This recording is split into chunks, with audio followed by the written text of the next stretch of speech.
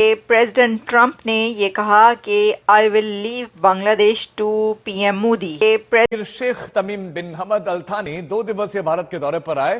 प्रधानमंत्री नरेंद्र मोदी ने एयरपोर्ट पर कतर के अमीर का स्वागत किया है। आमतौर पर पीएम एयरपोर्ट पर जाकर किसी नेता को रिसीव नहीं करते हैं, इसीलिए कतर के अमीर के दौरे को बड़ा महत्वपूर्ण माना जा रहा है और देश की निगाहें हैं कि आखिर भारत के लिए कतर इतना खास क्यों है। बांग्लादेश की तरफ से इंडिया से ये रिक्वेस्ट की गई है कि सार्क को रिवाइव किया जाए।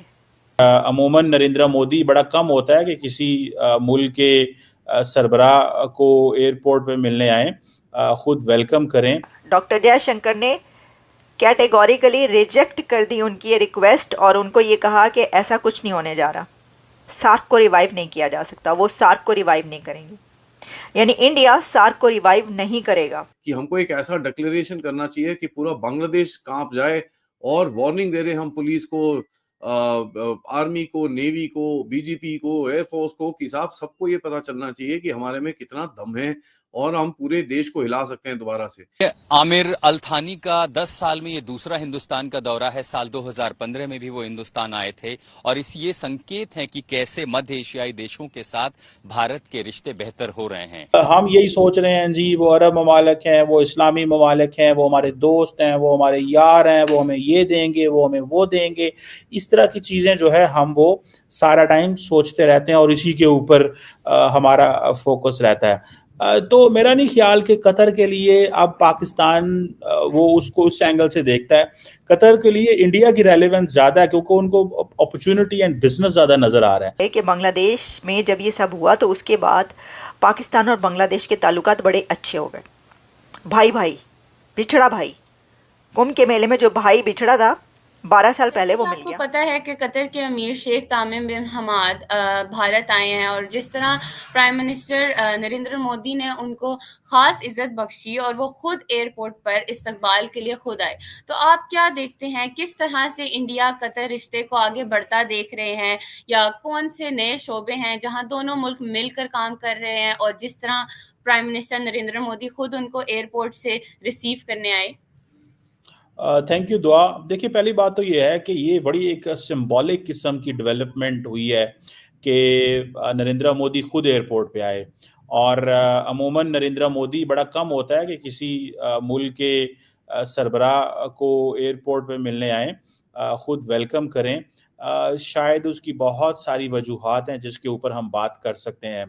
पहली वजह तो ये है कि कतर एक इम्पॉर्टेंट मुल्क है, हमें इस चीज़ का अंदाज़ा है। ये सिर्फ डिप्लोमेटिकली हमने देखा कि कतर की relevance in front of the United states बहुत ज़्यादा है। इंडिया हमेशा उन मुल्कों के साथ अरब वर्ल्ड में करीबी ताल्लुकात रखता है जो अमेरिका के करीब हैं। फॉर एग्जांपल कतर एक है उनमें से और यूएई एक दूसरा मुल्क है, दोनों के बड़े अच्छे ताल्लुकात हैं। इसीलिए और सऊदी अरब के साथ भी हैं, लेकिन वो एक और लहज। तो बात ये की जा रही है कि प्रेसिडेंट ट्रंप ने ये कहा कि I will leave Bangladesh to PM Modi, तो बांग्लादेश को इंडिया के हवाले कर दिया गया है।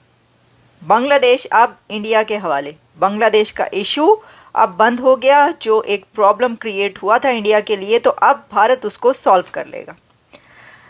अब ये बात कही गई है प्रेसिडेंट ट्रंप की तरफ से। इंडियन फाउंडेशन और ओमान करवा रहा है ये कॉन्फ्रेंस। ओमान में डॉक्टर एस जयशंकर की मीटिंग्स हुई हैं अपने काउंटर पार्ट्स के साथ। मैंने आपको ये बताया था अपने प्रीवियस प्रोग्राम में जो इस टॉपिक पर किया कि कौन कौन से कंट्री के फॉरेन मिनिस्टर के साथ उनकी मीटिंग हुई। लेकिन उनकी एक मीटिंग बांग्लादेश के मिस्टर तौहीद हुसैन के साथ भी हुई, जो कि बांग्लादेश के फॉरेन मिनिस्टर हैं। और बांग्लादेश की तरफ से इंडिया से ये रिक्वेस्ट की गई है कि सार्क को रिवाइव किया जाए, क्योंकि बांग्लादेश के फॉरेन मिनिस्टर ने इंडिया के external affairs minister doctor Jaishankar से ये रिक्वेस्ट की कि सार्क को रिवाइव किया जाए। सिर्फ यही नहीं, अगर आप ये सुनकर हैरान हो रही हैं तो अभी आपकी हैरानी और भी बढ़ जाएगी, क्योंकि आगे से जवाब ना में दिया गया। डॉक्टर जयशंकर ने कैटेगोरिकली रिजेक्ट कर दी उनकी ये रिक्वेस्ट और उनको ये कहा कि ऐसा कुछ नहीं होने जा रहा, सार्क को रिवाइव नहीं किया जा सकता, वो सार्क को रिवाइव नहीं करेंगे, यानी इंडिया सार्क को रिवाइव नहीं करेगा। हम ये समझें कि अब बांग्लादेश में कौन सी गवर्नमेंट बनेगी, क्या मोहम्मद यूनुस बांग्लादेश में रहेंगे या उनकी जगह कोई और आएगा, बांग्लादेश में जो हिंदुओं के साथ वहाँ पर हुआ है उसका कैसे बदला लिया जाएगा, भारत क्या उसका बदला लेगा अगर उसके हाथ में बांग्लादेश का मामला आता है। अच्छा, इसके अंदर आप ये भी देखें, एक और चीज़ है यार, भारत बदला तो नहीं लेगा, ये कभी ऐसा हुआ नहीं, ऐसी कोई बात भारत की तरफ से नज़र नहीं आती। लेकिन इसके अंदर एक और बहुत अहम बात यह है कि बांग्लादेश में जब ये सब हुआ तो उसके बाद पाकिस्तान और बांग्लादेश के ताल्लुकात बड़े अच्छे हो गए। भाई भाई बिछड़ा भाई, कुंभ के मेले में जो भाई बिछड़ा था 12 साल पहले वो मिल गया। वैसे 12 साल नहीं, वो कतर में गुम हुआ था, तो वो कहा जाने लगा कि ये तो मिल गया। अब आपको पता है कि वहाँ पर दोनों कंट्रीज़ के बीच बहुत से एग्रीमेंट्स भी हुए और दोनों कंट्रीज़ के बीच ट्रेड भी और जो रास्ते हैं वो भी खुल गए हैं। काफ़ी चीज़ों में जो है उन्होंने आसानियाँ पैदा की हैं। पाकिस्तान जो है ना इज इम्पॉर्टेंट प्लेयर रहा है और अभी भी है, लेकिन पाकिस्तान का प्रॉब्लम यह है कि हमने तमाम अपने अरब दोस्तों को ज़ाया कर दिया। एक तो जारी बात है कि हम वहाँ पे जो ट्रांसफॉर्मेशन हो रही है उस ट्रांसफॉर्मेशन को अंडरस्टैंड करने के लिए अभी तैयार नहीं है। हम यही सोच रहे हैं जी, वो अरब ममालिक हैं, वो इस्लामी ममालिक हैं, वो हमारे दोस्त हैं, वो हमारे यार हैं, वो हमें ये देंगे, वो हमें वो देंगे। इस तरह की चीज़ें जो है हम वो सारा टाइम सोचते रहते हैं और इसी के ऊपर हमारा फोकस रहता है। तो मेरा नहीं ख्याल कि कतर के लिए अब पाकिस्तान वो उसको उस एंगल से देखता है। कतर के लिए इंडिया की रेलेवेंस ज़्यादा है क्योंकि उनको अपॉर्चुनिटी एंड बिजनेस ज़्यादा नज़र आ रहा है। गो के इंडियन जो थे वो इन्वॉल्व थे।